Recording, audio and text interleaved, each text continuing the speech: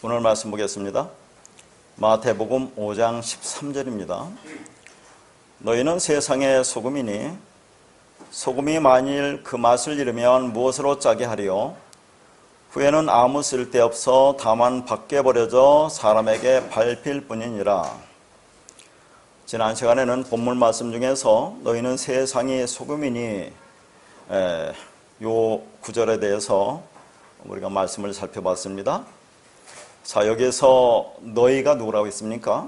바로 앞에 나와 있는 내용이죠. 팔복이 된 상태, 진리가 완성된 너라고 했습니다. 그게 세상의 소금이다라고 했어요. 그래서 그 말씀을 우리가 쭉 살펴봤는데요. 자, 그런데 성경에서 소금이 등장하는 곳은 하나님의 언약을 가리킬 때 주로 등장하죠. 그러니까 세상의 소금이라고 하는 것은 그 율법으로 건네주신 이 세상에서 진리를 깨닫고 하늘이 든 소금으로서의 언약으로 존재하게 된다는 것을 말합니다. 따라서 본문에서 말하는 소금은 세상의 부패를 막는 기능이 아니라 하나님의 언약을 보여주고 드러내는 십자와가 같은 기능을 한다는 것입니다. 그게 소금 언약이죠. 근데 그 소금은 변함이 없다는 속성이 있습니다. 따라서 그 소금 언약은 영원이라는 언약이라고 했습니다. 다시 말해서 소금이라는 것은 약속, 언약이고 그 약속은 카라트의 언약, 베레트라고 했습니다. 그래서 창세기 15장에 나오는 하나님이 아브라함과 언약을 맺는 장면을 통해서 하나님의 언약이 어떻게 이루어지는지에 대해서 우리가 살펴봤습니다. 다시 말해서 하나님이 아브라함에게 세 번째 제물인 그리스도를 취하라, 라카흐, 하나가 되라고 했는데 아브라함은 그것이 무슨 의미인지 모르고 제물을 둘로 쪼개죠. 바타르 했습니다. 그래서 하나님이 십자가에서 쪼개지는 카라테의 언약을 말씀하고 있는 거죠. 그러니까 아브라함은 인간의 율법적 선악구주 바타르로 언약을 이루겠다는 것이지만 하나님은 자신이 십자가에서 죽으시는 그 죽음으로 다시 말해서 카라테의 언약을 이루시는 겁니다. 그래서 하나님이 쪼갠 고기 사이, 바타르 사이로 지나가는 것이 아니라 바타르의 경계를 넘어가는 아바르라는 걸 보여준다고 했죠. 다시 말해서 바타르의 경계를 넘어가야 카라트, 하나님의 언약이 성취되는 겁니다. 그러니까 인간이 둘로 이렇게 나누는 거, 율법적 선악구주로 나누는 그 바타르로는 언약이 이루어질 수가 없어요. 하나님이 모든 걸 둘로 줬는데 둘을 하나로 보라고 했잖아요. 그러면 그 둘로 나눈 것을 언약을 이룰 수 없으니까. 자, 그 바타르의 경계를 넘어가는 것이 카라트입니다. 예수 그리스도 십자가의 죽음을 말하는 거죠. 그래서 그렇게 돼서 그 진리가 우리 안에 들으면 우리와 연합돼서 하나가 되는 거니까, 그게 하나를 이루는 거니까 그렇게 해서 하나님의 언약이 성취된다는 것을 말하고 있는 거죠. 그래서 언약을 세워라는 단어가 카라트 베레트라고 했습니다. 자, 그러면 이 시간에 좀 생각해 볼 것은, 자, 이 창세기 15장 하나님과 아브라함이 지금 언약을 맺으시는 이 장면과 겉으로 보면 비슷한 내용이 나옵니다. 같은 내용으로 우리가 볼 수 있는 그 내용이 나오는데, 자, 그 내용을 한번 보도록 하겠습니다. 에레미야 34장 18절에서 20절입니다. 송아지를 둘로 쪼개고 그 두 조각 사이로 지나매 내 앞에 언약을 맺었으나 그 말을 실행하지 아니하여 내 계약을 어긴 그들을, 곧 송아지 두 조각 사이로 지난 유대 고관들과 예루살렘 고관들과 내시들과 제사장들과 이 땅 모든 백성을 내가 그들의 원수의 손과 그들의 생명을 찾는 자의 손에 넘기리니 그들의 시체가 공중의 새와 땅의 짐승의 먹이가 될 것이며. 자, 여기 보니까 18절에 송아지를 둘로 쪼갠다고 나오죠. 그러면 이것은 우리가 창세기 15장에 볼 때 아브라함이 제물을 둘로 쪼개는 것과 똑같죠. 자, 송아지를 둘로 쪼개는 것과 아브라함이 제물을 둘로 쪼개는 것과 겉의 말로 보면 똑같습니다. 그러나 원어는 달라요. 아브라함이 둘로 쪼갠다는 것은 바타르라고 했어요. 율법적 선악구주를 나누는데 여기서 송아지를 둘로 쪼갠다는 쪼개다는 카라트라는 단어를 썼습니다. 그러니까 다르다는 얘기죠. 이게 무슨 말이냐 하는 겁니다.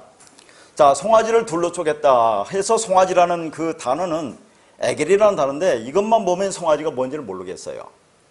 물론 자, 하나님이 이스라엘 백성에게 율법을 주어서 제물을 뭡니까? 자, 잘라서 말하자면 각을 떠서 제사를 드리라고 했습니다. 그러나 그걸 통해서 뭐예요? 예수 그리스도의 십자가의 죽음을 알아먹으라고 그렇게 한 거죠. 그러니까 송아지를 쪼갠 건 맞겠죠. 근데 이 송아지가 아브라함이 쪼갰다는 제물은 바타르인데 여기서는 왜 카라트를 썼느냐 하는 겁니다. 이 송아지라는 단어가 자, 우리는 그냥 송아지라고 되어 있는데 그래서 자음값을 보는 거죠. 어려워서. 자, 송아지가 뭘 가리키는가? 여러분 송아지 오면 뭐 일반적으로 예수 그리스도를 상징하는 걸 알겠죠? 소라는 것은. 그래서 자음값을 보니까 이 자음값이 아인과 기멜과 라메드로 되어 있어요. 아인은 고개 Y자처럼 되는데 이게 눈을 형상화한 겁니다. 눈. 사람의 눈. 눈이라는 게 뭡니까? 보는 거죠. 보는 거, 그대로 보는 거. 이걸 율법을 가리키는 거예요. 그 다음에 김멜이라는 것은 성숙을 가리키는 단어고 라메드는 이게 가르친다는 그런 얘기입니다. 그러면 자, 이 송아지라는 에겔은 무슨 의미를 갖고 있습니까? 눈, 보이는 거, 율법을 가르칩니다. 뭘로? 진리로 가르쳐서 성숙으로 옮기는 거예요. 자, 그러니까 예수 그리스도께서 지금 송아지가 그래서 거기에 쪼개진다는 단어가 카라트를 쓴 거예요. 자, 그렇게 쪼개지면 그렇게 십자가에 죽어서 우리 안에 진리가 들어오는 거죠. 그러면 자, 우리가 이 땅에 보이는 율법을 통해서 진리로 깨닫는 겁니다. 가르치는 거죠. 라메도 가르치는 거. 그게 우리를 성숙으로 이끌어주는 거예요. 진리로 우리를 이끌어준다 하는 겁니다. 그래서 여기서 송아지라고 하는 것은 예수 그리스도를 상징하는 거예요. 이 송아지가. 자, 그런데 송아지를 둘로 쪼갠다 할 때 둘이라고 하는 것은 우리가 생각하는 이렇게 나눈다는 그런 말이 아닙니다. 둘이라는 것은 쉐나임이라는 단어인데 이게 쌍수로 되어 있어요. 쉐나임, 쌍수. 자, 이 단어에 가 보면 뭐와 연결되느냐면 쉐인이라는 단어와 연결되어 있습니다. 그러니까 쉐인의 명사형이 쉐나임입니다. 그 쉐인은 어디서 배웠어요? 다 우리가 공부한 얘기입니다. 창세기 둘째 날에서 둘째가 쉐인입니다. 자, 이 쉐인이라는 단어는 것은 짝을 설명하는 단어예요. 짝을 만들기 위한다 그런 얘기입니다. 자, 그러니까 우리가 쉐인이라는 창세기 둘째 날의 의미를 알죠? 왜냐면 여기서 쉐넴이라는 것은 짝을 가리키는 거니까, 쌍수를 가리키는 거니까. 그러니까 예수 그리스도의 십자가에 쪼개져서 진리로 우리를 만들어서 하나님과 우리가 하나가 되는 것, 짝으로 만들기 위해서 한다는 그런 내용이에요, 이 말씀이.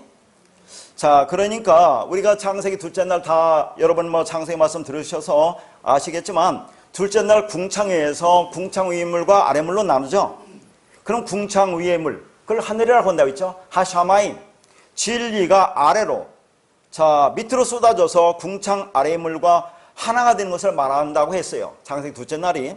다시 말해서 궁창 위의 물과 아래 물로 나누는데, 자, 궁창 위의 물이, 그 위의 물이라는 것은, 자, 그 다 설명했는데, 자, 예수가 죽어서, 십자가에 죽어서 그 진리가 아래로 내려오는 겁니다. 우리 안으로 내려와요. 아랫물로 들어오면, 그러면 아랫물에는 우리가 누군지를 우리가 깨닫잖아요. 내가 어둠이구나, 내가 율법적 존재구나, 이런 걸 깨달으면 그러면 아랫물과 윗물이 하나가 되는 거죠. 다시 말해서 아랫물을 통해서 윗물을 알면 그건 하늘이라고 한다고 그때 말씀을 드린 겁니다. 그래서 성경은 단순히 보는 게 아니라 전부 다 연결되어 있어요. 창세기 둘째 날에 쉐니에서 여기서 쉐나임이 온 겁니다. 짝으로 만들기 위해서 그런다는 얘기예요. 그렇게 둘로 주신 모든 것을 짝으로 하나로 보고 듣고 하나로 말해야 온전한 자가 된다 하는 거예요. 그러니까 하나님은 두 개로 짝으로 주셨는데 그 둘을 하나로 볼 때 온전하게 되었다고 하는 겁니다. 그러니까 우리가 어떻게 하나님의 신부로, 하나님의 짝으로, 하나님의 교회로 완성되는지 문제에서 하나님과 나, 그리고 나와 이웃을 두 개로 보는 율법적 선악구조에서 나와 모든 것을 하나로 보는 인식의 전환이 있어야 된다 하는 얘기죠. 그러니까 하나님 반대편에서 재물의 죽음으로 하나님 편으로 건너와서 하나님의 진정한 짝이 되는 구원의 내용이 창세기 둘째 날 쉐니가 의미하는 거라고 했습니다. 자, 그러니까 지금 아브라함이 바타로 둘로 쪼개놓았습니다. 쪼개놓으면 하나님과 우리가 지금 대적하고 있는 상태예요. 그렇게 쪼개놓으면 대적, 우리가 마귀 사탄이다 그런 얘기입니다. 율법적 전악구제로 우리가 살아가는 그 삶이 하나님과 지금 반대편에 있는 거죠. 그러면 우리가 하나님 편을 건너가야 되는데요. 우리는 못 건너가요. 그러니까 하나님이 십자가에서 카라트로 쪼개지는 겁니다. 그래서 진리가 우리 안에 들어오면 아 내가 누구인지를 깨달으면 그럼 우리가 하나님 편을 건너간다는 그런 말을 하고 있는 거예요. 이게. 자, 그래서 여기서 쪼개다가 카라트인데 이게 완류예요. 여기서 잘 보여야 됩니다. 이 시제가 중요한데 여러분 창세기 우리 15장에서 그 쪼갠 고기 사이로 지난다고 할 때도 이게 아바르가 완류입니다. 이미 완성이 된 거예요. 자, 여기서도 이 송아지를 쪼갠다는 카라트는 완료입니다. 그러면서 두 조각 사이로 지난다고 했는데 그렇게 해석하면 안 돼요. 그거와 이어지는 게 뭐냐면 송아지를 둘로 쪼개고 내 앞에 언약을 맺었으나 이렇게 돼야 됩니다. 이 내 앞이라는 단어도 여러분 파님이라는 단어거든요. 파님 많이 들어봤죠? 성경에서 히브리어 파님이라는 것은 얼굴을 가리키는 거죠. 얼굴 표면을 가리키는 겁니다. 그러니까 파님이라는 단어는 보이지 않는 어떤 것이 나타나는 걸 파님이라고 한다고 했어요. 얼굴은 사람에게서 드러나는 부분, 나타나는 부분입니다. 하나님이 보이지 않고 들리지 않는 자신을 나타내 준 것이 파님 얼굴입니다. 그래서 성경에서 우리가 하나님의 얼굴을 비웠다는 그런 말을 하잖아요. 하나님 얼굴이 있습니까?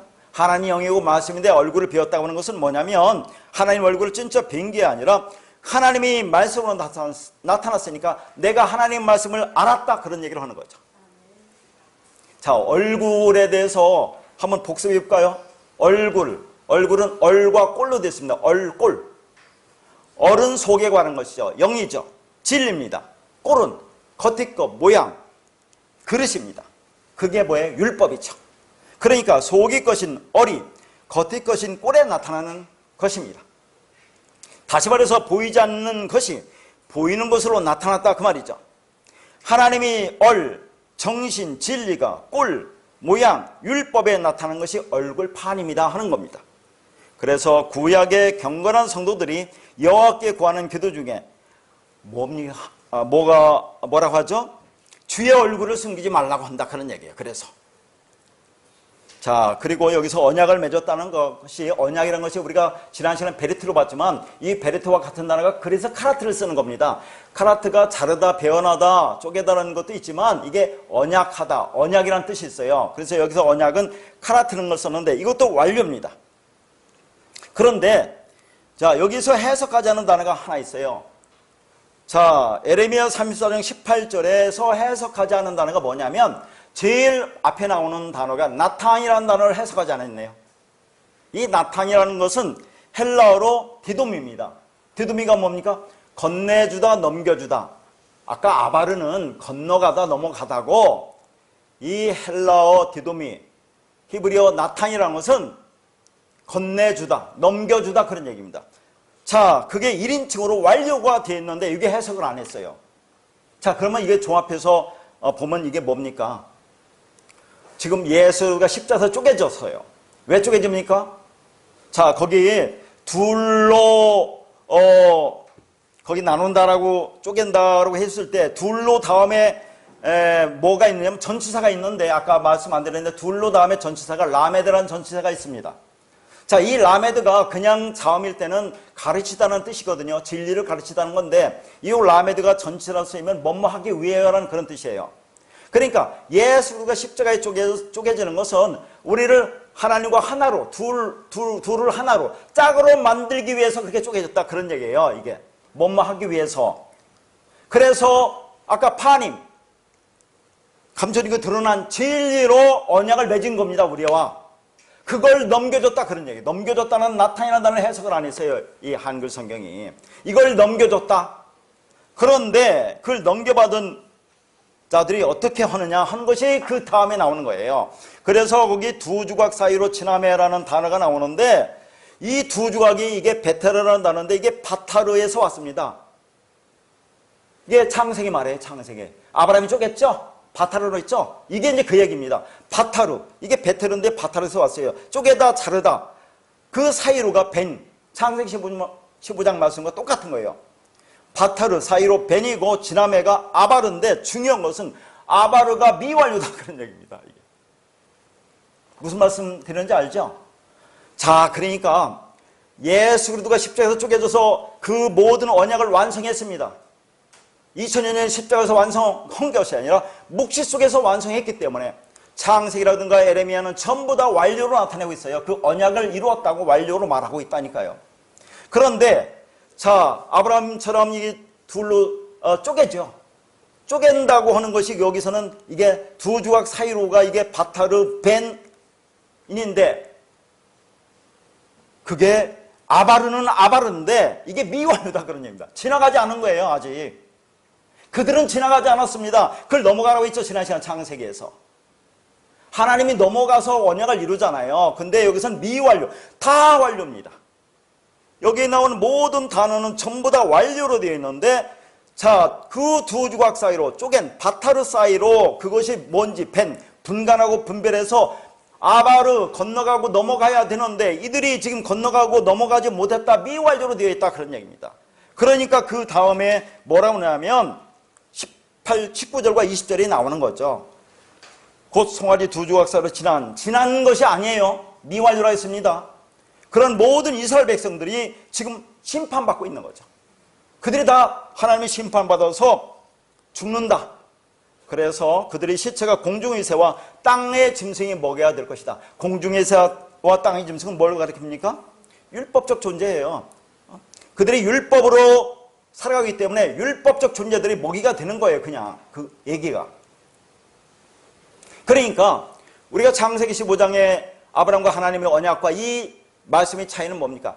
자, 창세기 15장에서는 아브라함과 하나님의 언약을 맺는데 아브라함은 둘로 쪼갭니다. 바타르입니다. 그걸 언약을 이루겠다고 하는데 하나님은 자, 카라트, 내가 쪼개져서 언약을 이루는 거야. 그래서 아바로 지나갔다고 했는데, 자, 여기서 똑같은 말 같지만 그렇게 해서 언약이 완성이 됐는데 이 이스라엘 백성들은 지금 여기서 그걸 지나가지 못한 거예요. 미완료, 지나가지 못했으니까. 그러면 언약이 그들을 이루어지지 않았기 때문에 그들이 심판받는다는 내용이 이 얘기입니다. 다르다 그런 얘기예요. 자, 왜냐면 거기 보면 그 말을 실행하지 않아요. 내 계획을 어긴 그들이라고 있죠. 그 말이 다바르입니다. 다바르는 율법이라고 있죠. 율법을 실행하다가 뭐냐면 쿰이라는 단어거든요. 쿰은 헬라어로 뭡니까? 히스테미, 똑바로 세우다. 달리다 쿰 할 때, 소녀가 일어나 할 때 그 달리다 쿰, 그거 단어가 이게 쿰이라는 단어거든요. 이 쿰이라는 것은 헬라어로 히스테미입니다. 똑바로 세우다. 그러니까 율법을 진리로 똑바로 세우지 못했잖아요.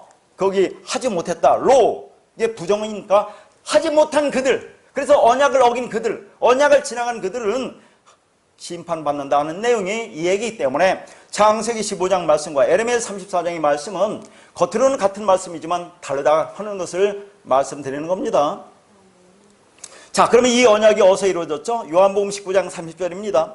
예수께서 신포도주를 받으신 후 가라사대 다 이루었다 하시고 머리를 숙이고 영원히 떠나가시니라. 다 이루었다. 어디서 십자가에서 다 이루었죠? 자, 이게 완성하다, 성취하다. 언약이 완성된 겁니다. 이미. 자, 그래서 머리를 숙이고 영원히 떠나갔다고 하는데, 자, 여기서 머리라는 것은 케펠라인데 호케펠라. 머리가 뭐겠습니까? 자, 예수 그리스도의 머리가 뭡니까? 말씀 진리예요. 그걸 여기 숙이다라는 단어가 클리노인데, 숙이다라는 뜻도 있습니다만 멀리 보내다 그런 얘기입니다. 멀리 보내다. 자, 그래서 영혼이 떠나갔다 하는데 영혼이 호프뉴마입니다. 성령으로 떠나가다가 파라디돔인데 이 파라 플러스 디돔이거든요. 디돔이는 넘겨주다. 아까 했죠? 파라라는 것은 곁에 가까이 우리에게 넘겨준 거예요. 우리에게 넘겨줬다 그런 얘기입니다. 교회에게 넘겨줬다. 그런 말을 하고 있는 거예요. 자, 한글 개역 성경은 머리를 숙이고 영혼이 떠나가시다라고 번역되어 있지만 원문에 충실하게 번역을 하면 머리가, 말씀의 진리가 멀리 보내지고 성령으로 우리에게 넘겨졌다 그런 얘기를 하는 겁니다. 그러면 이게 언약이 완성된 거잖아요. 그러니까 이게 언제 완성된 겁니까? 묵시 속에서, 십자가는 묵시 속에서 완성돼서 쓴 겁니다. 그걸 역사 속에 펼쳐서 지금 설명하고 있는 거죠. 그러면 그 머리가 어디로 보내졌어요? 자, 복음서에 보면 예수님이 머리 둘 곳이 없다고 하죠. 그 머리 둘 곳이 없다고 하는 그 머리가 보내질 하나님의 백성, 교회가 생겼다 그런 얘기를 하는 겁니다.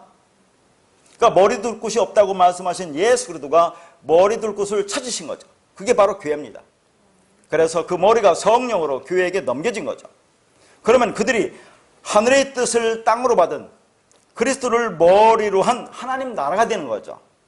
하나님 백성 아들이 되는 겁니다. 그리스도가 되는 거예요. 그래서 계시록 20장에 보면 말씀 때문에 목베인 당한 자들이 그리스도와 더불어 천년 동안 왕노릇 한다고 하죠. 그 말씀입니다. 말씀. 하나님의 말씀이 우리 안에 들어오면 우리 목이 잘려지는 거죠. 나의 육신적인 율법적 선악구조, 그게 잘려져서 그리스도가 내 머리가 되는 겁니다. 그러니까 그리스도는 머리가 되고 우리는 몸이 되니까 연합해서 하나가 되는 걸 얘기하는 거죠. 그러면 그리스도와 더불어 천년 동안 왕노릇 하는데, 더불어가 그리스도와 함께 하나가 되어서 뭡니까?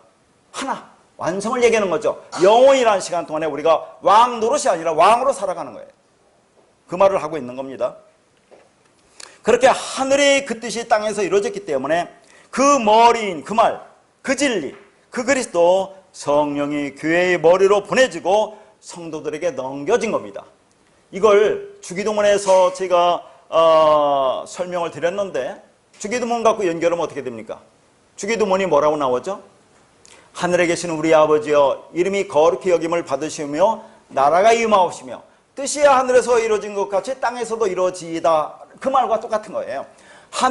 하늘에 계신 우리 아버지, 그 말씀 진리가 우리 안에 들어오니까, 그 성령이 우리 안에 들어오니까 그게 내가 뭡니까? 아버지가 되는 거라니까요.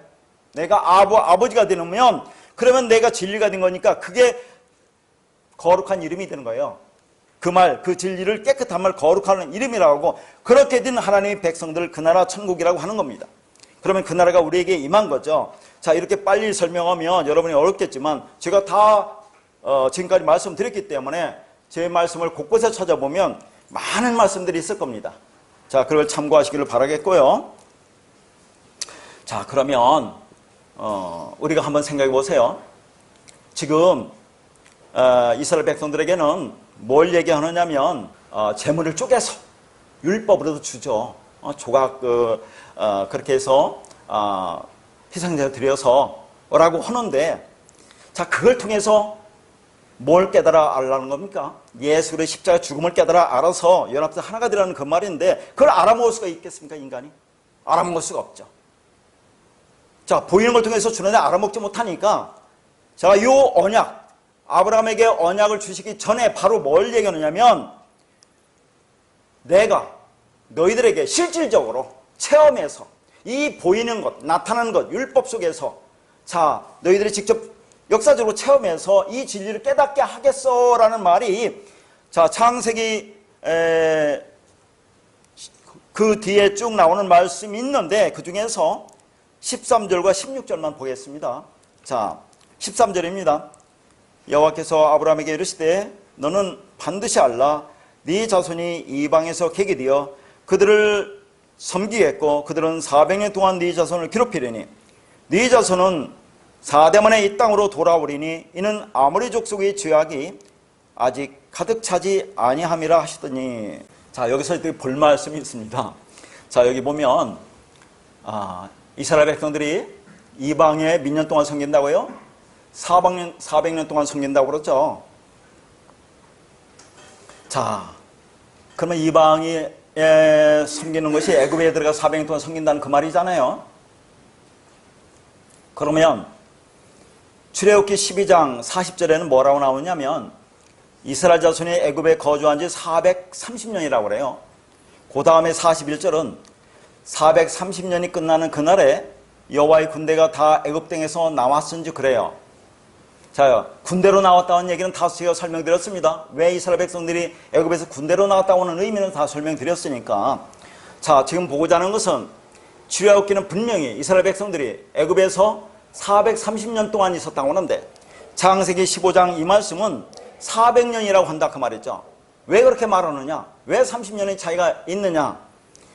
저는 대수롭지 않게 그 뒤에 4대가 나오죠. 4대가 나오니까 이 4라는 것으로, 자, 복음을 설명하기 위해서 그렇다고 지금까지 쭉 설명했는데, 장로님께서 그건 아니다. 이스라엘 백성들이 애굽에서 실질적으로 노예 생활한 것은, 종살이한 것은 400년이다 라고 말씀하셔서, 제가 시간이 가도, 제가 자꾸 이러면 진도가 느리지만 시간이 가도 한번 이곳은 제가 말씀드려야 될 것 같아서 지금부터 말씀드릴 테니까 한번 잘 보세요. 자, 그러니까 이겁니다. 왜 430년을 400년이라 한 것이 이스라엘 백성들이 애굽에서 노예 생활하는 것이 진짜 400년이냐 30년이 감해지는 거냐, 아니면 4라는 복음을 설명하기 위해서 400은 4 곱하기 100이니까 그럼 뒤 4대나 이걸 맞추기 위해서 복음을 설명하기 위해서 일부러 지금 모세가 이렇게 기록한 거냐, 이 차이죠. 복음, 우리가 진리를 깨닫고 진리가 되어서 구원받는 데는 지장이 없지만 그래도 한번 생각해보자, 그런 얘기입니다. 그렇게 생각을 하셔요. 왜 그럴까? 그렇게 계속 의문을 갖는 거 대단하지 않습니까? 그러나 자, 이걸 팩트를 갖고 얘기를 해야 되겠죠. 그래서 제가 갖고 있는 모든 자료를 총동원했습니다. 그 자료 속에서 딱 한 곳에 이걸 증거할 수 있는 그 말씀이 나왔기 때문에 제가 시간이 가도 잠깐 소개하려고 그래요. 자, 요셉이 애굽의 총리가 된 것은 몇 살이죠? 30살인 건 다 알죠? 창세기 41장 46절에 30살입니다. 그러면 요셉이 몇 살에 죽었습니까? 창세기 50장 26절에 보면 110세에 죽었어요. 그러면 30살부터 110살까지니까 80년을 통치했네요. 그러면 요셉이 80년 애굽을 다스리는 동안에 이스라엘 백성도 그러면 같이 함께 있었느냐 하는 거잖아요. 이게 핵심 아닙니까? 자, 그런지 한번 보겠다는 얘기죠. 그러면 야곱이 애굽에 온 것은 몇 살 때 왔습니까? 야곱이 애굽에 온 거. 지금 성경에 나이밖에 안 나왔기 때문에 야곱이 애굽에 온 것은 130살입니다. 창세기 47장 9절에 야곱이 바로에게 이르되 내 나그네의 길이 세월이 130년이다 라고, 자, 야곱이 애굽에 와서 바로 앞에 서서 130살이라고 얘기를 합니다. 그리고 나서 야곱이 몇 년 동안 애굽에 있느냐면 17년 거주합니다. 자, 그래서 야곱이 147세에 죽습니다. 창세기 47장 28절은 야곱이 애굽에서 17년을 거주하였으니 그의 나이 147세라. 그리고 나서 거기 이제 48장 49장 쭉 나오는 것은 야곱이 손자 므낫세와 에브라임에게 축복하고, 자, 12아들에게 유언하는 그 장면이 나오고 이제 죽었다고 나오니까 야곱이 애굽에 있은 지는 17년입니다. 자, 왜 이렇게 따지느냐? 그러면 자, 여기서 중요한 것은 야곱이 애굽에 왔을 때 요셉의 나이가 몇 살이냐가 중요하죠. 요셉은 30세에 애굽의 총리가 됐는데, 자, 30세에 야곱이 가족들이 왔느냐 아니면 몇 살 때 왔느냐를 알면 이 기간을 분명히 알 수 있습니다. 그러면 이걸 어떻게 알 수 있느냐? 창세기 30장으로 거슬러 올라가야 돼요. 창세기 30장 보면, 자, 야곱이 밧단 아람에 있는 외삼촌 라반의 집으로 가죠. 거기서 두 딸과 결혼합니다. 레아와 라헬과 결혼하는데, 자, 야곱이 라헬을 더 사랑했어요. 그래서 라헬을 주겠다고 하는데 조건은 7년 동안 봉사해라. 그래서 7년을 열심히 섬겼더니 나중에 누구를 줍니까? 레아를 줍니다. 왜 레아를 주냐니까 이 지방에서는 언니보다 동생이 먼저 가는 일은 없어. 그런 습관은 없어. 그래서 레아를 줍니다. 그러면서 뭐라고 하냐면, 그러니까 7년 동안 섬겼어요. 7년 끝나고 나서 레아와 결혼한 겁니다. 그리고 나서 7일 더 기다려 하면 내가 라헬을 주겠다 하고 나서 또 7년을 봉사를 합니다.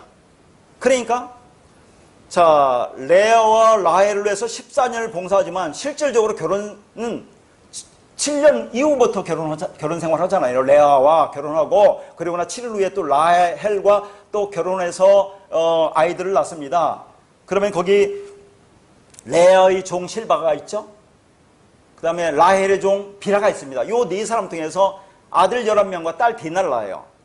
누구를 안 낳습니까? 베냐민은 밧다람을 떠나서 그 베델로 간 이후에 낳습니다. 그 낳다가 라헬이 죽는 장면이 나오잖아요. 그러니까 여기서는 지금 11명, 아들 11명과 딸 하나 디나를 낳아서 12명을 낳는데 그 마지막에 요셉을 낳습니다. 7년의 마지막에. 왜 요셉을 낳는지 아세요? 자, 거기 보면 뭐라고 나오면 거기 창세기 30장 25절에 보면 야곱이 요셉을 낳고 나서 이제 고향으로 돌아가겠다 그래요. 고향으로 돌아가겠다. 그러니까 라반과 이제 야곱과 다시 약조를 하는데 품삯을 정합니다. 그래서 아롱진 거, 뭐 알록달록한 거 나면 네 것이다라고 품삯 정하는 장면이 나오잖아요. 그러고 나서 6년을 섬깁니다. 그러니까 야곱이 라반을 섬긴 것은 총 20년이지만 자, 야곱이 두 딸을 통해서 자녀를 낳는 것은 7년 후부터 그 요셉 낳는 마지막까지입니다. 이게 7년이에요. 그래서 마지막이 요셉을 낳고 내가 돌아가겠다고 했으니까 7년 마지막 낳는 것이 요셉입니다.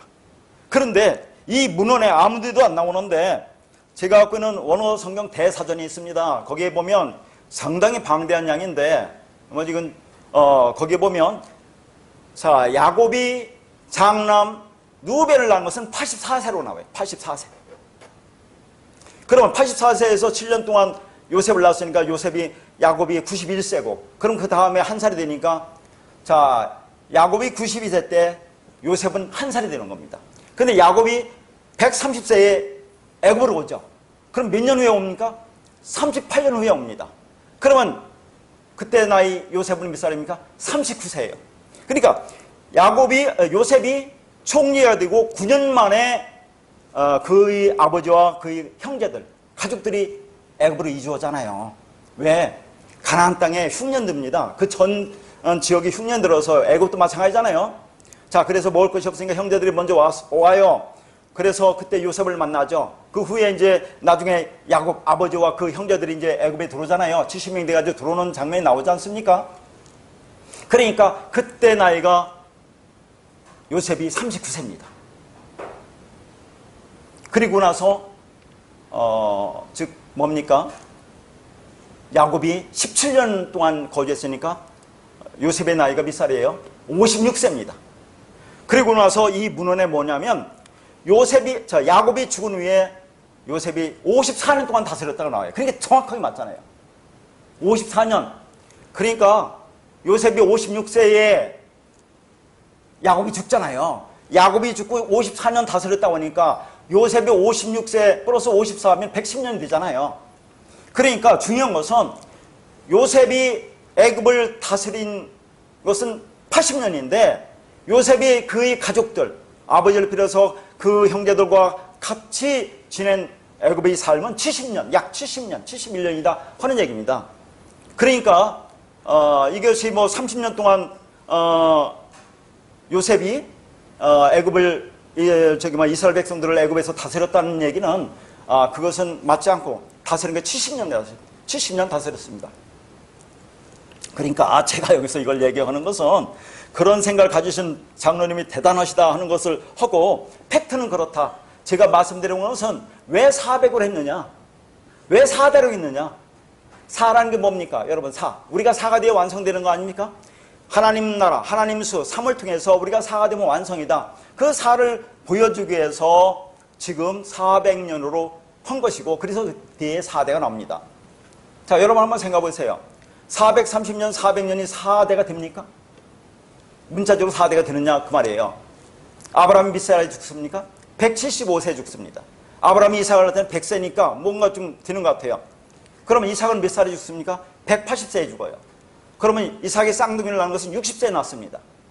그러면 야곱은 84세에 루벤을 낳고 147세에 죽습니다. 그러니까 우리가 생각하는 이 한 대, 1세대, 2세대라는 것이 100년이라는 것은 말이 안 된다 그런 얘기예요. 그러니까 400으로 맡은 것은 뒤에 4대만에 나온다는 것을 맞추기 위해서 사라는 것을 맞추기 위해서 나온 그렇게 쓴 거다 그런 얘기입니다.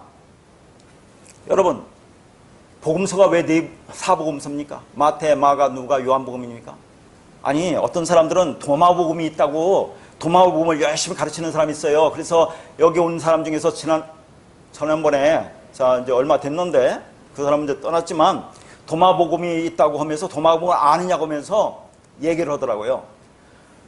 아니 성경에 없는 것을 왜 가르치고 그것을 원어로 막 설명합니까? 난 이해를 못하겠어요. 왜 하나님이 사복음을 줬어요? 3을 통해서 하나를 깨달으면 4가 되기 때문에 그거 충분하기 때문에 사복음을 줬다니까요. 마태, 마가, 누가를 통해서 진리를 깨달으면 요한복음 사랑이 되잖아요. 우리가 서로 사랑하라. 그래서 사복음서를 준 겁니다. 성경에 사가 얼마나 많이 나와요.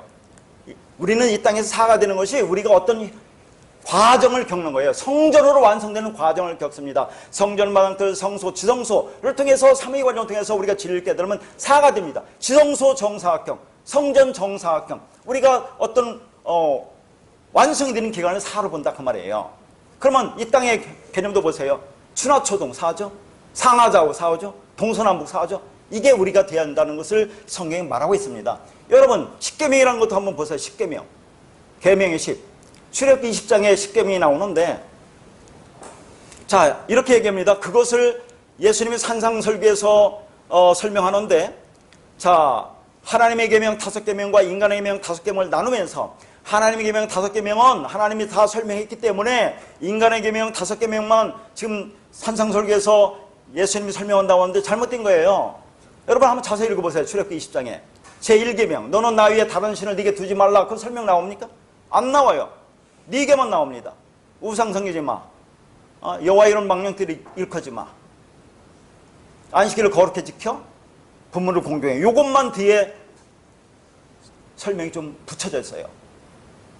그러니까 다 설명이 안 된 거거든요. 그 5개가. 그러면 예수님이 와서 그러면 그 안 된 인간의 계명 5을 설명을 하면 다 5을 설명하잖아요. 여러분 그 뒤에 나오는 거 상당히 어렵고 중요한데 살인하지 마, 간음하지 마, 거짓 증거하지 마 이렇게 하고 나중에 사랑이라는 게 나오죠. 근데 인간의 계명 5은 뭡니까? 살인하지 마, 간음하지 마라, 도둑질하지 마, 거짓 증거하지 마. 우리 성경은 혼맹 세우지 말라고 그렇게 번역했어요.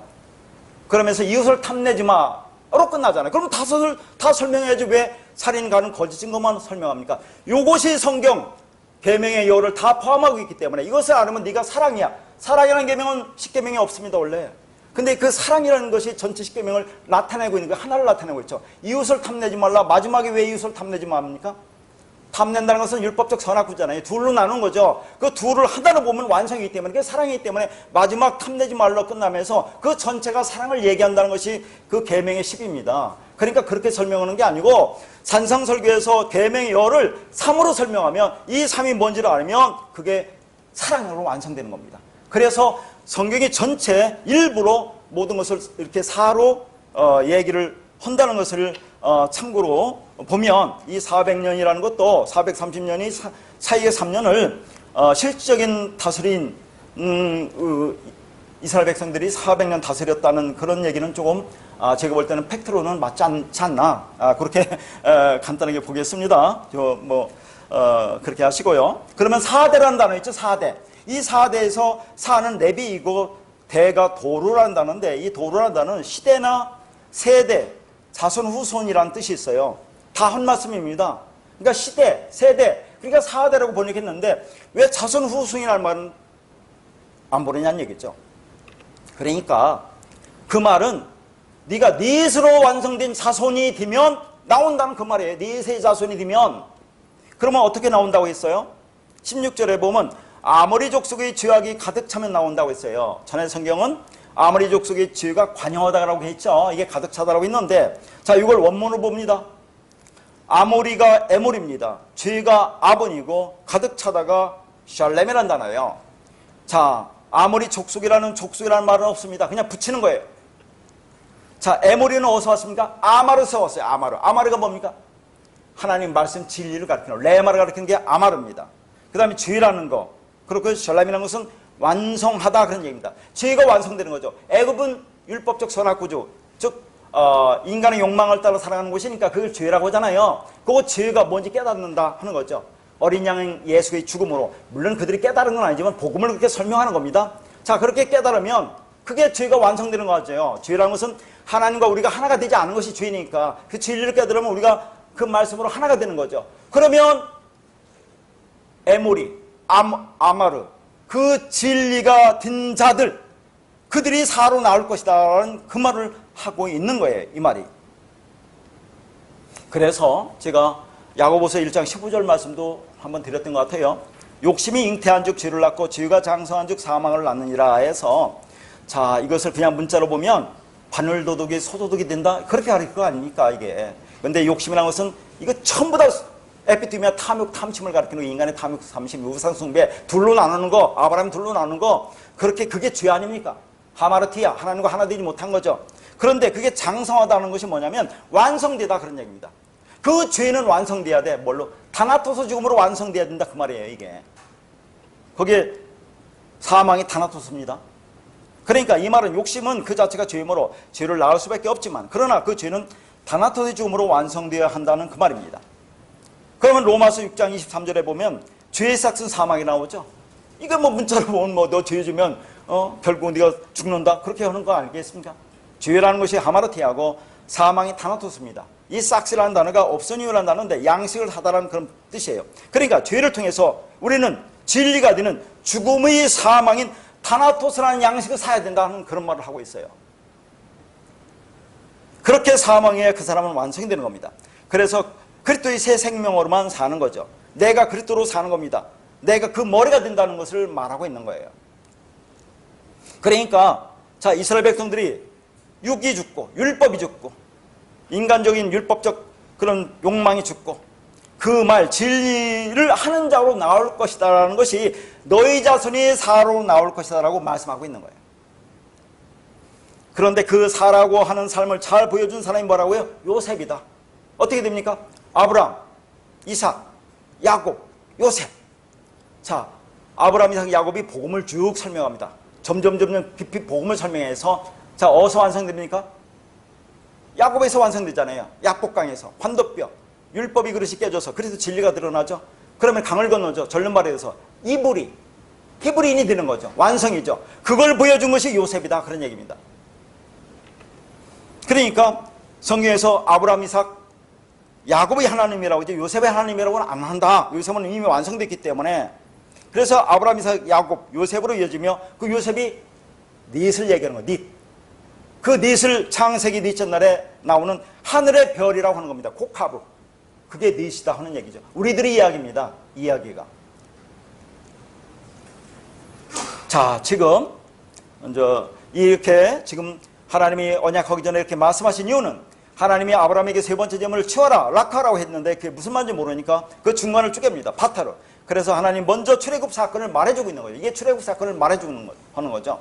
그러니까 하나님이 이제 아마로 진리를 눈에 보이지도 않고 들리지 않는 것을 어떻게 인간이 알 수 있습니까? 다바로 율법으로 보이는 것으로 나타나는 것으로 역사적으로 체험적으로 경험해서 깨달아 알아라. 그래서 애굽에서 광야에서 가나안이라는 3위 과정을 쭉 얘기하면서 체험적으로 얘기해 주는데 오늘날 우리는 성령이 임했기 때문에 본격적으로 구하면 알 수 있는 것이니까 우리가 훨씬 더 복된 자들이다 하는 것을 제가 늘 말씀드린 거예요.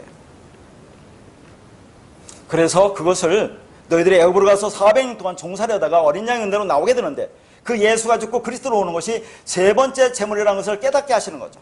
그러니까 세 번째 제물이 무엇을 의미하는지를 깨닫는 것이 하나님께 건너가는 거, 아마르. 그러면 그게 히브리 된다 하는 것을 말하고 있는 거죠. 그렇게 창세기 15장 9절에 세 번째 제물, 3이 무엇을 의미하는지를 알면 사로 나오는 거죠. 너희들은 죽었다 깨어나도 그게 뭔지 모르죠. 진리를 우리가 어떻게 아닙니까? 성령이 임해야 하는데 자, 구약에서는 성령이 본격적으로 임하지 않기 때문에 보이는 것으로 쭉 설명할 수밖에 없습니다. 그래서 이제 역사를 통해서 가르쳐준다는 것이 율법, 그래서 언약을 주신다 하는 거죠. 이게 하나님의 언약 카라트 베리트입니다. 그렇게 이브리가 되었으면 그게 소금이고 언약이 성취된 거죠. 내가 언약이 된 것은 이브리가 된 것이고 그게 소금이 된 것입니다. 그러면 나는 이미 건너가는 것으로 약속이 성취됐다 하는 거죠.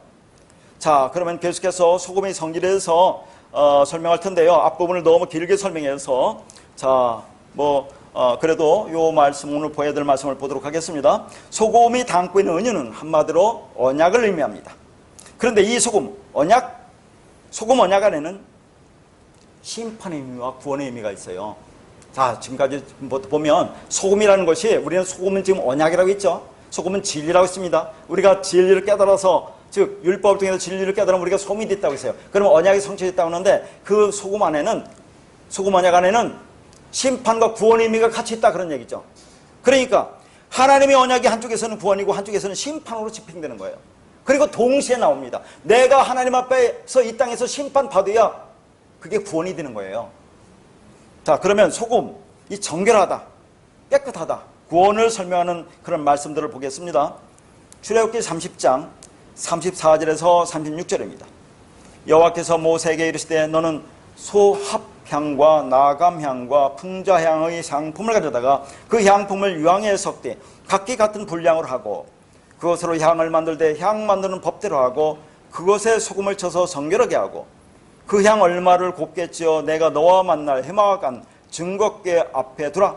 이 향은 너희에게 지극히 거룩하니라. 자, 이것이 분향단에 드릴 향을 만드는 겁니다. 자, 이 향은 분향단에서 향을 태워서 향기를 드리는 거예요. 그런데 요 앞에 분향하는 그 향에 소금을 치라고 하는 게 중요해요. 소금을 치라고 하잖아요. 소금. 자, 그렇게 하면 성결하게 된다고 그래요. 소금을 치면 성결하게 된다. 자, 성결하게 하다라는 것이 성과 결로도 있는데 성이 코데시고 결이 타오릅니다. 지난 시간에 코데시는 배웠죠? 성물이 나올 때 우리가 예수 그리스도가 드려지는 그 거제를 성물이라고 하지 않았습니까?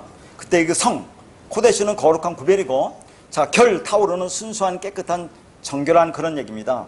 그러니까 소금을 치는 이유는 깨끗하고 정결하게 해서 구별한다 그런 의미예요. 소금이. 그러니까 깨끗하고 구별하기 위해서 소금을 치라는 거죠. 그게 지극히 거룩하다. 이 지극히 거룩하다는데 코데시라는 단어를 2번 반복했어요. 이게 성결과 똑같은 단어입니다. 그러니까 이게 무슨 말을 하고 있어요? 나를 깨끗하게 구별하려면 소금을 쳐야 한다 그런 얘기예요.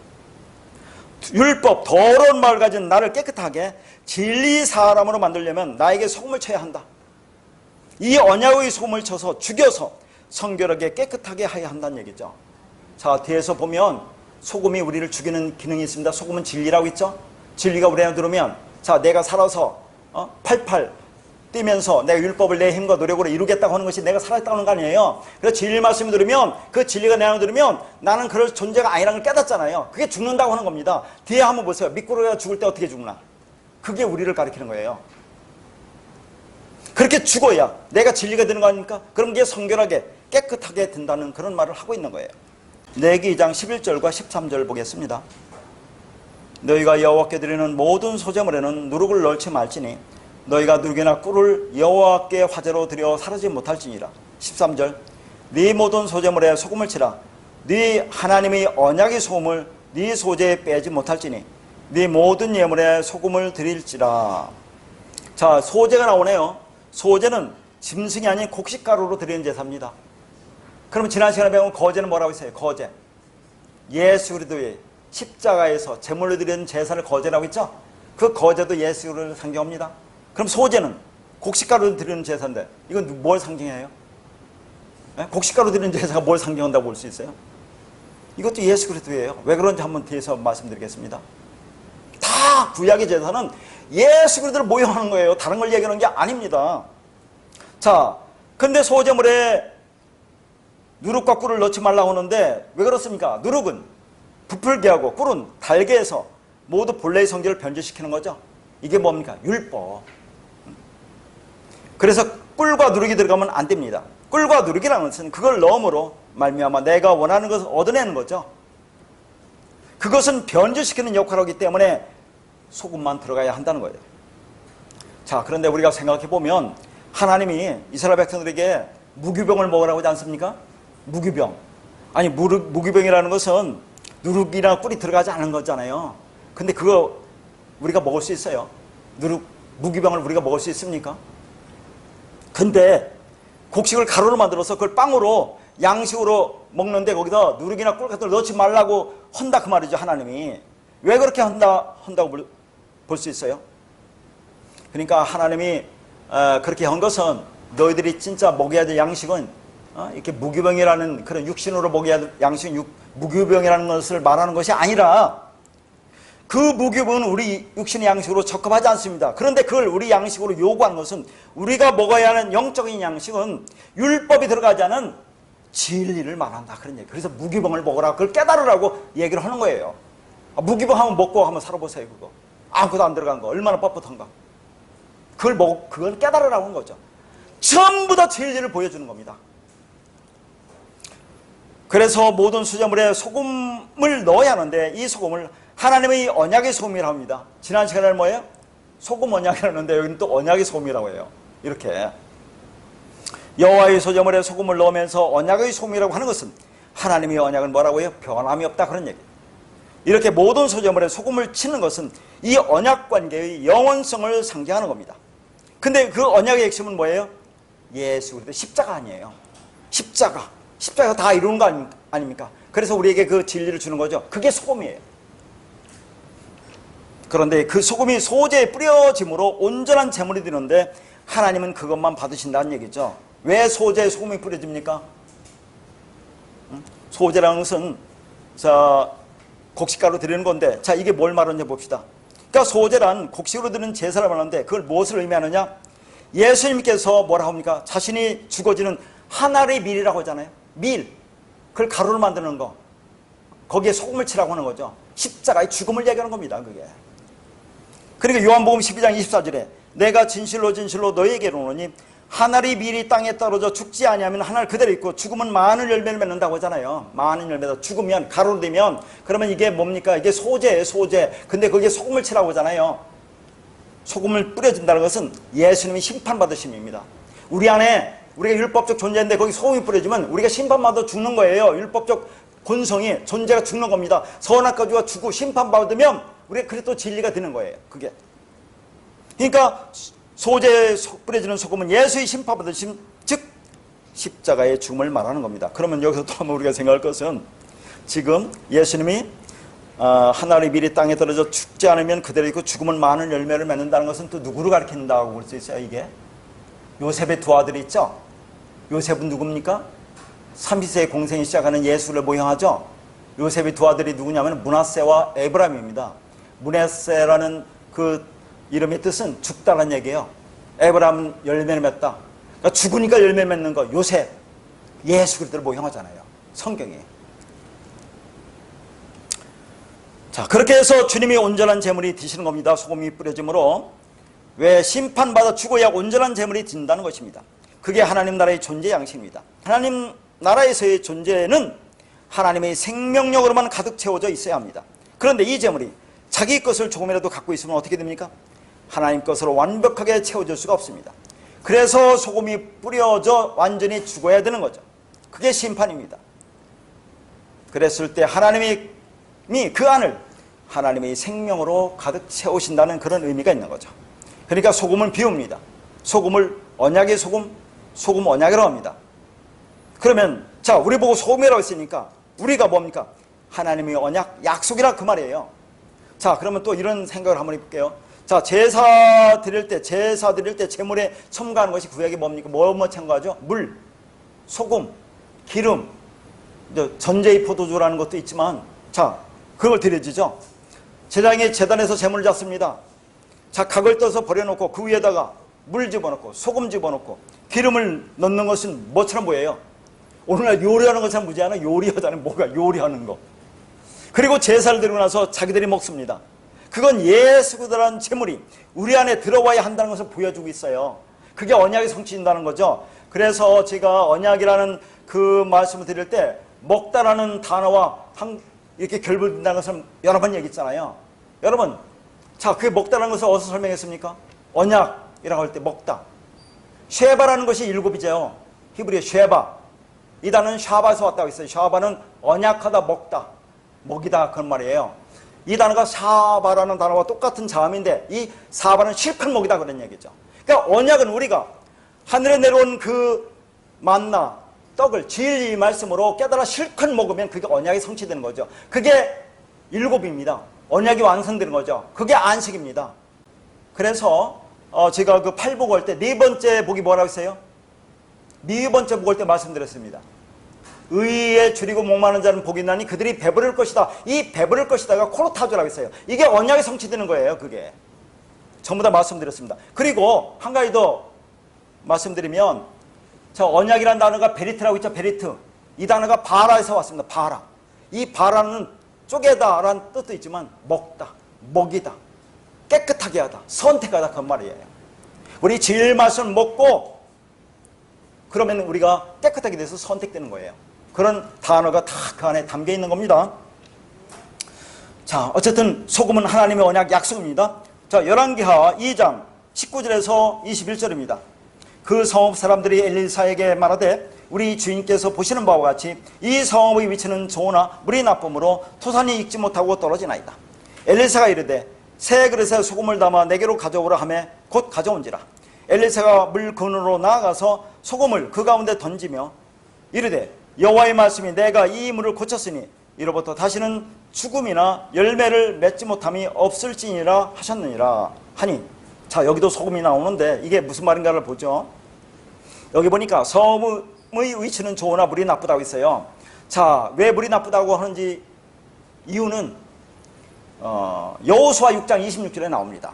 여호수아 6장 26절에 보면 여호수아가 그때 맹세하여 이르되 누구든지 일어나서 이 여리고성을 건축하는 자는 여호와 앞에서 저주를 받을 것이라고 말해요. 그러니까 여호수아가 여리고성을 무너뜨리고 나서 그 성에 대해서 맹세하며 저주하는 말이 이 말입니다. 그래서 물이 나쁘다 그 말이에요. 그러니까 여리고성, 이게 여리고성 얘기하는 거예요. 자, 여리고성이 물이 나쁜 이유는 여호수아 6장 26절에 저주가 있었기 때문에 그렇다 그런 얘기죠. 그렇게 저주를 받아 물이 나빠서 잉태되지 않고 번번이 유산되는 여리고성에 엘리사가 물 근원으로 가서 소금을 던집니다. 그랬더니 사망이 물러가고 생명의 잉태가 시작되는 것을 보여주고 있어요. 자, 성읍의 위치는 좋으나 물이 나쁘다는 말이 무슨 말입니까? 성. 자, 성. 하나님이 우리에게 왜 성을 줬어요? 그 성을 통해서 율법을 통해서 진리를 깨달아고 줬습니다. 성은 율법을 나타내는 거예요. 자, 율법을 보이는 것으로 세워준 것이 성전입니다. 성전, 성읍. 자, 그걸 통해서 진리를 깨달으라고 했어요. 그러니까 이 성읍은 뭐라고 했어요? 거기 조나 토부 선이다 그런 얘기예요. 아니, 누구예요? 사도 바울도 얘기하잖아요. 율법이 나쁘냐? 율법은 선하다고 하잖아요. 율법이 그걸 통해 진리를 깨달은 게 선하다고 하는 거죠. 성읍, 성전은 그게 선한 걸 준 겁니다. 율법은 그걸 통해 진리를 깨달아 줬기 때문에 선하지만 그 물이 나쁘다. 이 물이라고 하는 것이, 자, 여기 나쁘다라는 단어를 얘기 안 했는데 이 나쁘다가 라라는 단어, 라라는 단어는 악이라고 있어요. 제가 장값을 줘서 여러 번 설명했던 말입니다. 보이는 것을 그대로 보는 것이 이게 악이라는 얘기예요. 보이는 거, 이 땅을 눈에 보이는 그대로 율법으로 보면 그걸 악이라고 했어요. 그런데 여기 말이 악하다. 자, 물이 악하다. 그래서 물이 나쁘다. 물이라는 것은 마임인데 왜 물이 나쁘다고 했을까? 그러니까 물은 말씀이죠. 말씀이 악하다. 왜 말씀이 악하다고 했을까 하는 거죠. 자, 그건 한번, 그러니까 여리고성의 모양이나 겉의 모습은 하자가 없이 아름답다. 진리를 알기에 부족함이 없다고 했는데, 그런데 성전 안에서 생활하는 사람들이 말이 악하다. 전부 다 율법적인 생활만 하고 있어요. 다시 말해서 그 성을 중심으로 살아가는 자들, 제사장 등을 통해서 그 자들이 모두 보이는 것만 열심히 섬기고 있는, 열심히 동물을 잡아 희생제사만 드리는 율법적 신앙생활을 하는 것이 악하다 그 말이에요. 그게. 그러면 그들이 말이 악한데 어떻게 진리가 전파되겠느냐 하는 것을 말씀하고 있는 겁니다. 하는 겁니다. 그래서 성은 토부, 선하고 그들의 말이 악하다고 쓴 거죠. 그러면 그 말하는 자들의 말을 고쳐야 성읍도 깨끗해지는 겁니다. 그러니까 율법 자체는 나쁜 것이 아니라고 했잖아요. 율법인 하나님 준 건데 왜 그 율법이 나쁩니까? 그것을 내가 행위로 하려고 하는 거니까 그 자체가 나쁜 거지. 율법을 통해 진리를 깨달으면 그게 선한 겁니다. 그래서 성읍의 위치는 좋다고 얘기한 거죠. 그러나 그 무리, 말, 진리가 나쁘다면 그들이 하는 말이 나쁘다 하는 거예요. 그래서 물을 고치기 위해서 그 가운데 소금을 던졌다고 해서 가운데라는 단어가 샴이라는 단어입니다. 샴. 이 샴이라는 단어는 그 장값 줬죠. 분석된 말씀을 가리키죠. 진리를 가리킵니다. 이거 어서 제가 얘기했죠. 셈. 자, 노아의 아들의 이름이 셈이라고 했죠. 셈. 왜 어디서는 샴이라고 읽고 여기서는 셈이라고 하느냐? 모음 때문에 그래요. 자음만 보는 겁니다. 히브리어는 자음만 보는지 모음은 아무 상관이 없어요. 그래서 샴이라고도 읽고 또 셈이라고도 읽는데 이 샴이 부사로 쓰면 거기에라고 있어요. 그래서 하늘이 샤마이 모음 거기에 물이 있네. 그럼 그 하늘이라고 있잖아요. 우리가 진리가 되면 네가 하늘이야 라고 얘기를 한 겁니다. 자, 그래서 그 창세기 보면 아까 아브라함, 이삭, 야곱, 요셉이지만 앞부분도 어떻게 됩니까? 아담, 셋, 노아, 셈으로 완성되죠. 노아 안식이죠. 셈, 말씀, 진리로 완성된 겁니다. 그게. 그래서 그렇게 사로 전부 다 3을 주고 사로 완성하는 것을 쭉 보여주고 있어요. 그러니까 소금이라는 진리를 던진 겁니다. 물을 고치기 위해서, 다시 말해서 사람들이 말을 고치기 위해서 소금 언양을 던진 거죠. 진리의 말씀을 던진 겁니다. 그래서 고쳤다고 하죠. 그러니까 소금은 하나님 말씀을 진리로 말할 수 있는 능력을 가지게 하는 거예요. 그러니까 네가 소금이라는 말은 진리의 말씀을 가진 자가 너다. 반드시 너가 되어야 한다. 그게 복이다 라고 말씀하고 있는 거죠. 이렇게 소금은 열매 맺지 못함을 막아내는 상적 의미가 내포되어 있습니다. 그러니까 엘리사의 이적은 이러한 소금의 언약적, 상징적 효과를 예표적으로 선포하는 겁니다. 그러니까 너희가 세상의 소금이라고 할 때 이 소금은 단순히 부패를 방지하는 방부제 역할이 아니다 하는 거죠. 일반적으로 생각하는 윤리와 도덕적 측면에서의 깨끗함을 말하는 것이 아닙니다. 언약적, 복음적, 진리적, 하나님의 생명을 받은 측면에서의 깨끗함. 깨끗한 게 뭐예요? 내가 진리만을 가지고 깨끗하다고 하는 거죠. 그러니까 착한 사람들이고 윤리 도덕적으로 바른 사람이 되는 문제와 진리를 받아 들여서 진리를 담고 있는 문제는 완전히 다른 겁니다. 하늘의 생명, 복음, 진리를 담고 있는 피조물로서의 소금이 돼야 돼요. 그러니까 네가 소금이라고 하는 것은 내가 언약을 받았다, 언약이 성취되었다, 십자가로 세워졌다, 그런 말입니다. 그게 하나님의 구원을 받은 사람들의 증표를 말하는 거죠. 그걸 소금 언약, 언약의 소금이라고 하는 겁니다. 자, 그래서 아까도 말했지만 소금은 살아있는 것을 죽이는 거예요. 우리가 살았다고 했죠. 우리가 살아서 율법을 지켜서 율법으로 의로운 자가 되려고 열심히 하잖아요. 그러면 소금이 뿌리면 우리가 죽습니다. 자, 진리가 들으면 내가 누구인지를 깨닫는 것이 우리가 이제 그걸 다나도 죽음이라고 하잖아요. 나는 죽은 자가 되는데 소금이 진짜 그런 성질을 갖고 있어요. 이게 김장할 때 배추를 소금에 절이죠. 그러면 싱싱하던 배추가 소금에 절여서 축 늘어집니다. 그리고 썩지 않게 되죠. 각종 염장식품들도 보세요. 전부 다 소금으로 만들어지잖아요. 자, 미꾸라지 여러분 추어탕 한번 생각해보세요. 추어탕. 추어탕이 우리 몸에 좋다며요. 그 추어탕이 어떻게 만들어집니까? 미꾸라지를 잡아다가 자, 양푼에다가 담아놓고 거기다 소금을 한번 뿌려보세요. 어떻게 되나? 바삭바삭 되면서 저희들끼리 막 비벼대잖아요. 비벼대는 왜 비벼댑니까? 때가 벗겨지라고.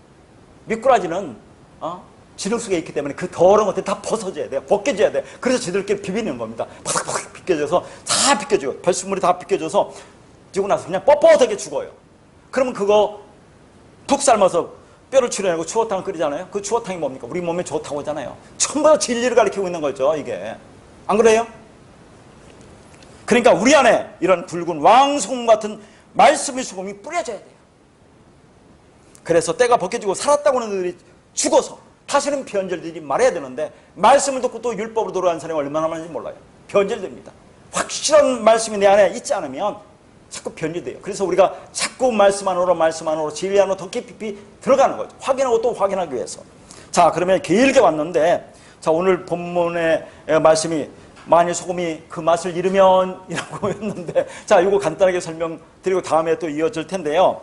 소금 할라스는 짜다라는 의미죠. 그런데 본문 13절에 소금이 그 맛을 잃으면 어떻게 되겠느냐 그런 얘기를 하는 거 아닙니까?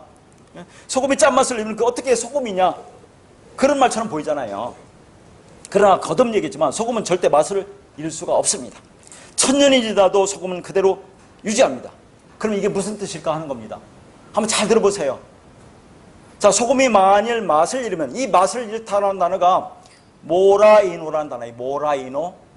이 단어가 어리석음을 드러내다, 바보가 되다, 어리석다 그런 얘기입니다. 그런데 이것을 왜 맛을 잃는다고 번역을 했느냐 하는 얘기입니다.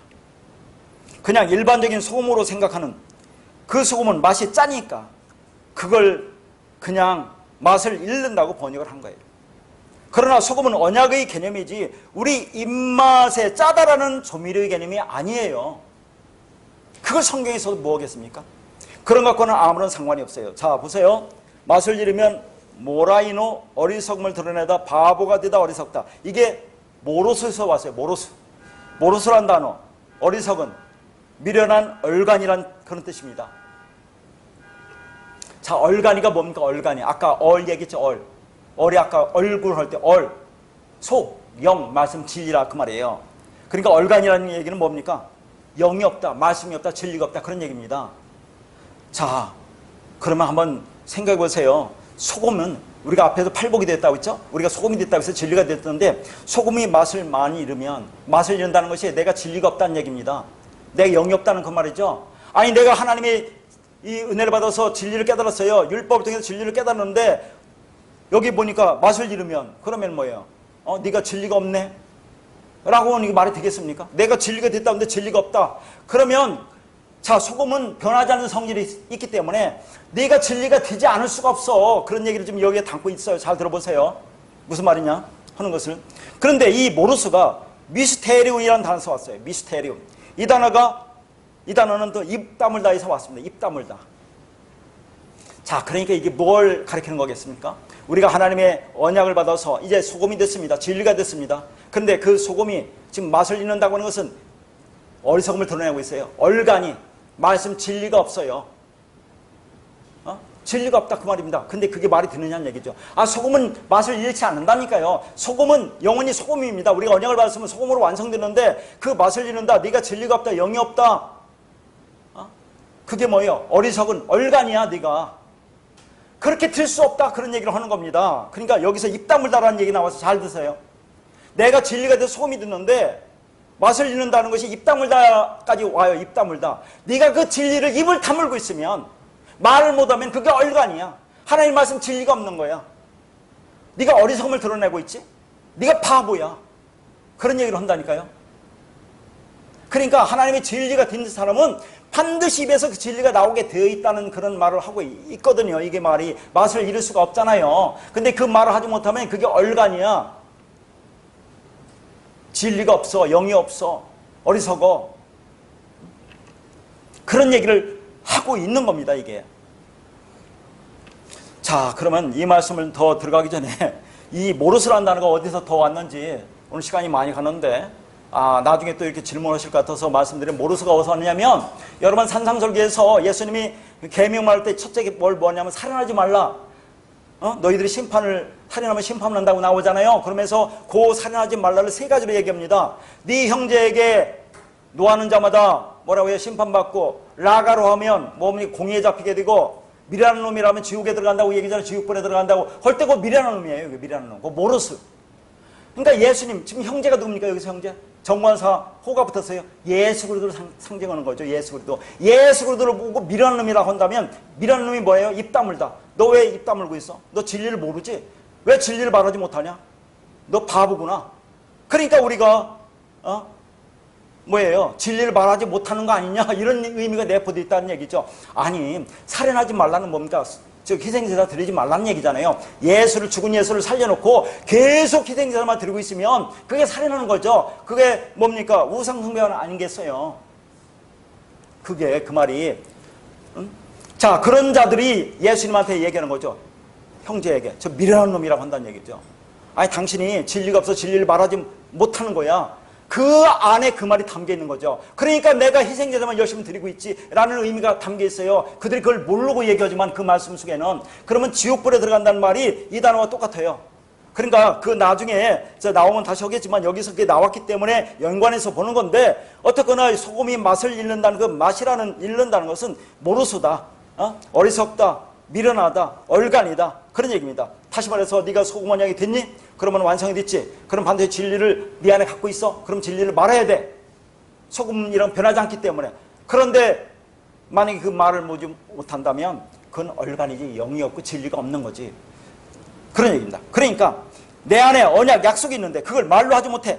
전하지 않고 가만히 있으면 어리석음이다. 그런 얘기죠. 네가 소금이라면 그럼 약속 언약이 성취된 거지. 그런데 그 맛을 잃는다. 그런 말이 아니라 우리가 이 땅의 개념이 아니라 그걸 말하지 않고 가만히 있으면 그걸 어리석음이라고 한다. 그걸 얼간이라고 한다. 그러니까 그렇게 될 수 없다는 얘기를 하는 거죠. 그 안에 담겨 있는 것은. 그러면 여러분 또 어떻게 걱정이 됩니까? 아니 내가 소금 언약이 됐고 내가 소금이라면 진리를 말하고 진리를 전해야 되는데 내 지가 자꾸 입이 안 나오네. 입에서 그 진리가 안 나와서 다른 사람이 설명이 안 되네. 그러면 나는 언약이 성취 안 된 거네. 나는 소금 언약이 안 된 거네. 또 이렇게 걱정한단 말이죠. 이게 율법입니다. 아는 만큼 알아서요. 아는 만큼. 자, 내가 우리 장로님 그런 얘기 하더라고요. 이 말씀 들으면 젖을 내야 된다고 의미가 있습니다. 자, 우리 안에 그 말씀 들으면 내가 아버지라고 했죠. 그럼 아버지가 되고 내가 아들을 낳는다고 했어요. 자녀를 낳으면 젖을 먹여야 될 거 아닙니까? 그럼 젖이 나와야 되는데 안 나온다는 것은 문제가 있는 거 아니에요. 그러니까 또 안 나온다고 걱정하지 말고 나오는 만큼만 주세요. 나오는 만큼만. 모른다고 걱정하지 말고 그러면서 이걸 또 모르면 나는 또 어떻게 되는 거지 하지 마요. 사람마다 다르잖아요. 여러분 저처럼 다 여기서 이렇게 할 수 있는 건 아니잖아요. 그냥 아는 만큼만 하라 그 말입니다. 그러니까 진리를 알았다고 그렇게 유창하게 잘 설명하라는 말이 아니라 진리가 무엇인지 자기가 설명할 수 있는 수준에서 그냥 말하면 되는 거예요. 그러니까 설명하라고 애를 쓰지 말고 말씀을 넘겨주고 들으라고 하세요. 지금 말씀 넘겨주고 들으라고 하세요. 그리고 논쟁이 오면 적당히 설명하면 되잖아요. 여러분 그 정도 설명할 수 있잖아요. 진리를 들었고 그래서 진리가 뭔지 알아도 잘 설명이 안 되지만 가서 보라. 복음서는 말하죠. 가서 봐. 가서 들어봐. 그렇게 얘기합니다. 굳이 설명을 하고 하지 마시고 그냥 내가 아는 수준에서 설명하면 되는 것이고 그 모든 일은 누가 합니까? 성령이 하시는 거예요. 성령이. 우리가 하는 게 아닙니다. 그 성령이기 때문에 걱정할 거 없어요. 그러니까 팔복을 받은 성도가 세상에서 소금이라고 하는 것은 언약의 기능으로서 언약의 소금이 된 성도가 이 땅에서 이 세상에서 언약, 약속의 말씀, 진리를 나눠주는 존재와 기능이 된다는 것을 의미하는 겁니다. 이렇게 소금은 성도에게 필연적인 겁니다. 그래서 영원한 언약, 소금 언약이라고 하는 거예요.